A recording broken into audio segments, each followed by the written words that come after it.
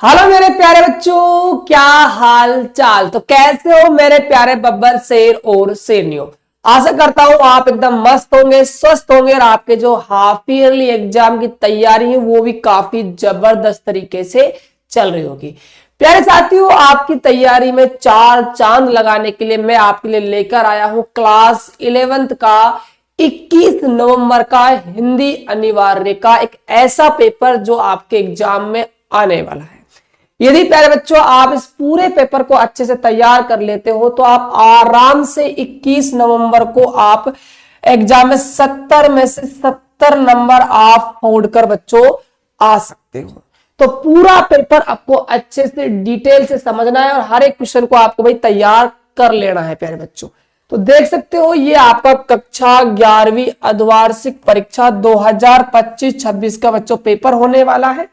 हिंदी अनिवार्य, हिंदी साहित्य का नहीं है प्यारे बच्चों, हिंदी साहित्य की हम पेपर लेकर आएंगे, लेकिन आज हम आपके लिए लेकर आए हिंदी अनिवार्य का जो कंपलसरी है ना।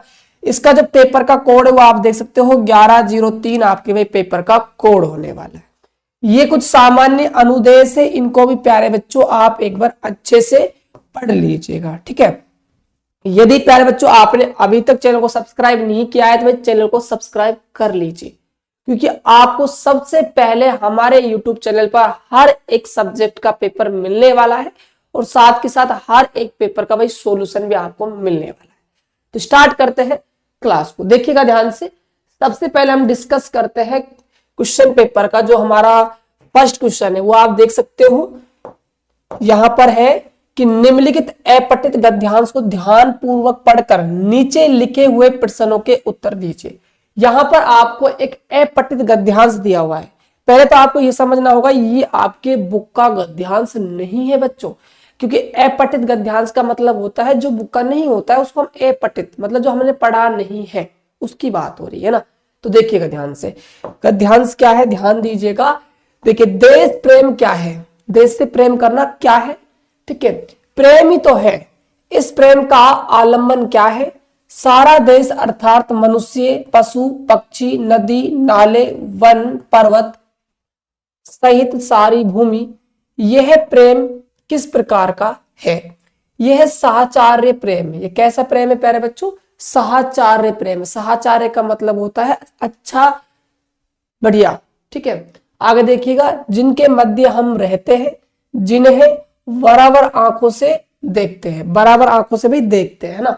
आगे देखिए, जिनकी बातें बराबर सुनते हैं, जिनका और हमारा हर घड़ी का साथ रहता है, जिनके सानिध्य का हम अभ्यास हो जाता है हमें, उनके प्रति लोभ या राग हो सकता है। देश प्रेम यदि वास्तव में अंतःकरण का कोई भाव है तो यही हो सकता है। तो ये गद्यांश से इसको आप अच्छे से पढ़ लीजिएगा। अब देखिए, जो पहला प्रश्न क्या है, देश प्रेम का आलम्बन माना गया है, पशु पक्षी को माना गया है बच्चों, नदी नाले को माना गया है, मनुष्य को माना गया है। इसीलिए आपका जो घ ऑप्शन है उपरोक्त सभी वो आपका बिल्कुल सही हो जाएगा। चलिए अब हम बात करते हैं प्रश्न संख्या 2 की।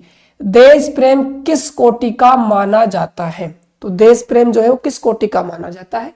तो यहां पर देखिए किस कोटि का माना जाता है, यहां पर साफ साफ लिखा हुआ है यह प्रेम क्या है भाई, साहचर्य प्रेम है ना।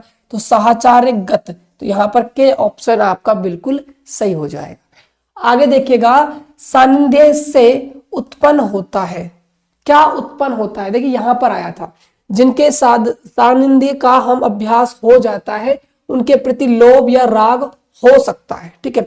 लोभ और राग का मतलब होता है आकर्षण और अपेक्षा। तो यहां पर हमारा ये जो ऑप्शन घ है ना ये बिल्कुल हमारा सही हो जाएगा, ठीक है।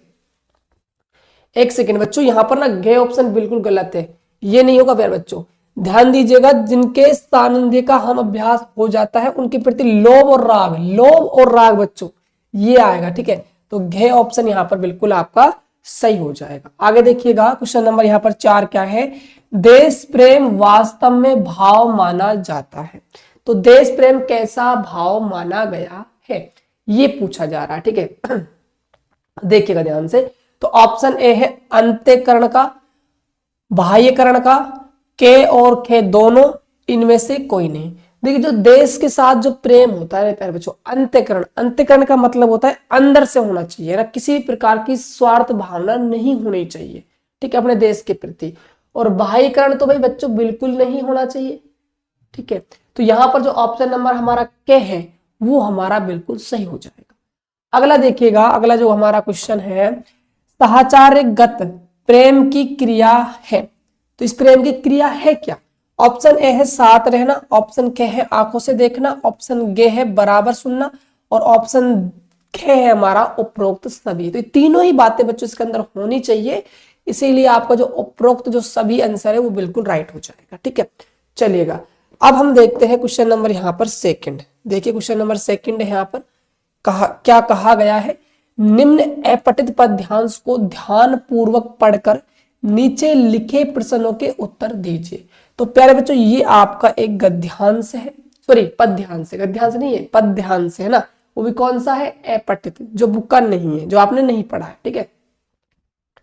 चाहे नहीं मैं सुरबाला के गहनों में गुथा जाऊं, चाहे नहीं सम्राटों के स्वयं में हे हरि डाला जाऊं, चाहे नहीं देव के सिर पर चढ़ू भाग्य पर इठलाऊं, मुझे तोड़ लेना वनमाली, उस पथ पर तुम देना फेंक, मातृभूमि पर शीश चढ़ाने जिस पथ पर जाए वीर अनेक। तो ये आपका एक पद्यांश है। अब हम देखते हैं पद्यांश के सभी प्रश्नों को, देखिएगा ध्यान से, ये आपका पद्यांश के भाई प्रश्न है, ध्यान दीजिएगा। यहाँ पर देखिए थोड़ा सा हम इसको जूम कर लेते हैं, ठीक है, ओके। देखिएगा ध्यान से, कवि किसकी इच्छा का वर्णन कर रहे हैं, कवि किसकी इच्छा का वर्णन कर रहे हैं, वनमाली, किसका भाई, वनमाली। तो यहां पर घे ऑप्शन आपका बिल्कुल सही हो जाएगा। अगला है क्वेश्चन नंबर यहाँ पर सेकंड, पुष्प की अभिलाषा है, तो पुष्प की जो अभिलाषा, अभिलाषा का मतलब होता है प्यारे बच्चों इच्छा, पुष्प की क्या इच्छा है ये पूछा गया है ना। ऑप्शन के है सुंदरी के बालों में सजना, ये तो बिल्कुल नहीं था। सम्राटों के सो पर चढ़ना, स्वे मतलब होता है बच्चों मर जाने के बाद, है ना। ईश्वर को अर्पित करना, वीरों के रास्ते में सजाना, तो देखिए ये था आपका ईश्वर को अर्पित करना। यहाँ पर ये भी हो सकता है आपका वीरों के रास्ते में सजाना, ये भी आपका एक सही ऑप्शन यहाँ पर माना जा सकता है, ठीक है। दोनों में से कोई भी आप यदि करके आते हो तो दोनों ही सही माने जाएंगे। चलिए अगला है, इन पंक्तियों में पुष्प की कौन सी भावना व्यक्त की गई है, तो यहां पर की गई है भैया राष्ट्र प्रेम की भावना, है ना, राष्ट्र के प्रति भावना, ठीक है। चाहे नहीं देवों के सिर पर इठलाऊं, मैं चाहे का क्या अर्थ है बच्चों, चाहे का, चाहे मतलब होता है अभिलाषा, इच्छा है, क्या है भाई, इच्छा है ना। तो यहाँ पर के ऑप्शन आपका क्या है, अभिलाषा, या फिर के ऑप्शन इच्छा। मेरे हिसाब से ना राइट तो अभिलाषा ही होगा प्यारे बच्चों, यहाँ पर है ना, राइट तो अभिलाषा ही होगा। कई बार क्या होता है एक क्वेश्चन के ना दो आंसर भी आ जाते हैं, ठीक है, लेकिन यहाँ पर आप अभिलाषा करोगे तो ज्यादा सटीक माना जाएगा, है ना। चलिए आगे देखिएगा, अगला क्वेश्चन देखिएगा ध्यान से। देखिए कौन सा कथन सत्य है, कौन सा कथन यहाँ पर सत्य है ये पूछा गया है बच्चों, कौन सा कथन सत्य है। इसका जो आंसर है ना आप सभी बच्चों को ना कमेंट करके बताना है, सभी बच्चों को इसका जो आंसर है ना बच्चों कमेंट बॉक्स में देना है आपको, ठीक है, क्या इसका सही आंसर होने वाला है, ठीक है। चलिएगा आगे देखिए, अगला प्रश्न है हमारे सामने, उपरोक्त पद्यांश का उचित शीर्षक क्या है। तो इस देखिए पद्यांश के अंदर क्या है, पुष्प की बात की गई है, पुष्प की इच्छा की बात की गई है, ठीक है।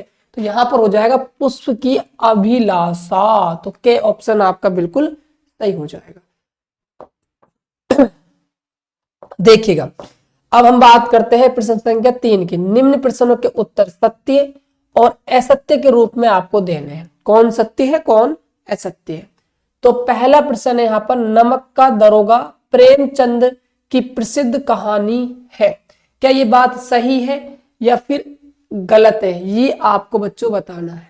तो नमक का दरोगा जो है वो प्रेमचंद की एक प्रसिद्ध कहानी है बच्चों, तो ये बात बिल्कुल सत्य हो जाएगी, ठीक है।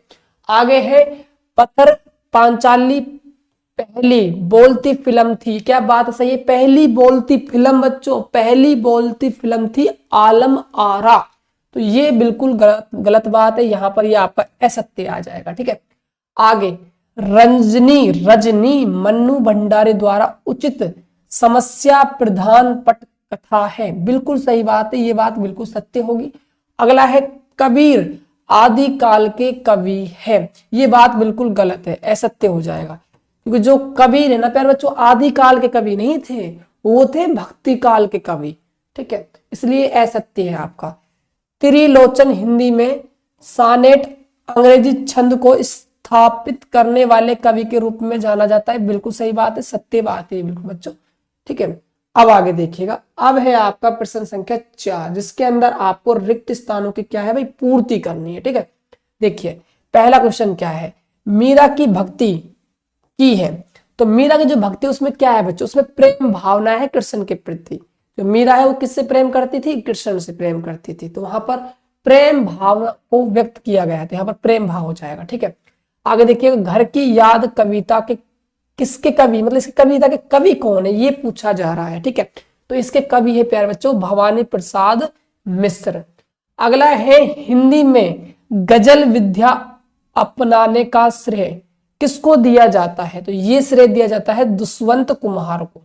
ठीक है, आगे है स्मृति में बारिश एक है, कहानी है, यात्रा वृत्तांत है। तो यहां पर आपका ये यात्रा के नाम से है, यात्रा वृत्तांत आपका हो जाएगा। ठीक है, चलिएगा। अगला है कृष्णा सोबती का जन्म सन में हुआ था। तो बताइए कृष्णा सोबती का जन्म किस सन में हुआ था, तो प्यारे बच्चों ये हुआ था आपका 1925 में। ठीक है, 1925 यहाँ पर आपका सही आंसर हो जाएगा। अब आगे देखिएगा, निम्न प्रश्नों के उत्तर आपको एक या दो पंक्ति में लिखने हैं। ये सभी क्वेश्चन बच्चों आपको अच्छे से तैयार कर लेने हैं, ये सभी क्वेश्चन। ठीक है, आगे हम चलते हैं, ध्यान दीजिएगा। ये बुक के क्वेश्चन है बच्चों, इनको मैं नहीं करवाऊंगा, ये आपको स्वयं ही करने हैं। देखिए ये भी सभी बुक के क्वेश्चन है, इनको भी आप एक बार अच्छे से भाई देख लीजिएगा। ठीक है, ये भी आपको ही करने हैं, देख लीजिएगा। आगे चलते हैं, ये देखिए ये वाला जो क्वेश्चन है इसको मैं करवा देता हूं, है ना। ये रहा, यहां पर क्या है, निम्न शब्दों के हमें क्या है पर्यायवाची शब्द लिखने हैं। पहला है बच्चों बादल, तो बादल के आपको भाई पर्यायवाची देने हैं। ठीक है, तो काफी सारे हैं, जैसे कि आप इसका जो है जलधर भी कह सकते हो, मेघ भी कह सकते हो, घोर भी कह सकते हो। ठीक है, बहुत सारे इसके एग्जाम्पल है, वो आप लिख कर आ सकते हो पर्यायवाची। ठीक है, ऐसे चंद्रमा है, इसका हम चंद्र भी कह सकते हैं इसको बच्चों, चंद्र। इसको हम शशि भी कह सकते हैं। ठीक है, और भी बहुत सारे हैं, दिनकर, ये भी बहुत सारे हैं ना, हम कह सकते हैं। ठीक है, लेकिन आपको एक दो लिख देना, दो तो कम से कम आपको बच्चों लिखना ही पड़ेगा, उसके बिना तो काम नहीं चलने वाला है। ठीक है, आगे देखिएगा। और जो बाकी के पर्यायवाची यदि आपको पता है ना, तो आप कमेंट करके जरूर बता देना। ठीक है, आगे देखिएगा। अगला क्वेश्चन क्या है, निम्न मुहावरों के अर्थ बताते हुए वाक्य में आपको प्रयोग करना है। ठीक है, अर्थ बताना है और वाक्य में प्रयोग करना है। ठीक है, गागर में सागर भरना। ठीक है, गागर में सागर भरने का मतलब होता है कि कम बोलने, मतलब कम शब्दों में ज्यादा बात कह देना, कम शब्दों में ज्यादा बात कह देना। जैसे नेताजी होते हैं। ठीक है, वोटों के समय क्या है, कम बात में ज्यादा। समझ रहे हो मेरी बात, कहना क्या चाह रहा हूं, मतलब जैसे कवि होते हैं, कवि, तो कवि कोई भी अपनी कविता लिखता है तो एक लाइन में अपने वो भाव व्यक्त कर देता है जिनको हम 2 से 3 पेज के अंदर लिख सकते हैं। यानी कि कम शब्द में ज्यादा बात कह देना, गागर में सागर भरना हो जाता है। ठीक है, अगला है रंग में भंग डालना। रंग में भंग डालना, रंग में भंग डालना यानी बने बने काम को खराब कर देना। सिंपल सी बात है भाई, रंग में भंग डाल देना, बने हुए काम को खराब कर देना। इसका हम वाक्य में अच्छा सा प्रयोग कर सकते हैं कि बारिश ने शादी में क्या डाल दिया भाई, रंग में भंग डाल दिया। अच्छी खासी शादी हो रही थी, बरसात आ गई तो सारी चीज क्या है, अस्त व्यस्त हो गई। ये आप लिखकर अपने मन से भी कुछ बना सकते हो, ऐसा नहीं कि मैं जो बताऊंगा आपको वही आप लिख कर आओगे। एनीथिंग आप कुछ भी लिख कर आ सकते हो बच्चों। ठीक है, ये आप देख सकते हो, ये आपका भाई क्या है, एक कार्यालय, आपको पत्र लिखना है बच्चों। ठीक है, और यहाँ पर आपको क्या है, एक क्या लिखना है, सरकारी पत्र। ये सरकारी पत्र लिखना है किसको भाई, प्रधानाचार्य को, है ना। और यहाँ पर आपको ये क्या है, निबंध लिखना है। 4 आपको दिए हुए, मोबाइल का विद्यार्थी के जीवन में, बेरोजगारी, भारतीय संस्कृति। तो 4 में से कोई भी आपको एक निबंध यहाँ पर लिखना है। तो ये था बच्चों आपका क्लास 11th का हाफ ईयरली एग्जाम 2025 का हिंदी विषय का पेपर। तो ऐसे आपको हर एक सब्जेक्ट के पेपर मिलते रहेंगे। चैनल को भी सब्सक्राइब कर लीजिए और साथ साथ डिस्क्रिप्शन बॉक्स में टेलीग्राम ग्रुप का लिंक दिया हुआ है, ग्रुप को भी आप एक बार जाकर ज्वाइन कर लीजिए। तो मिलते हैं प्यारे साथियों नेक्स्ट वीडियो में, तब तक के लिए जय हिंद, वंदे मातरम, जय भारत।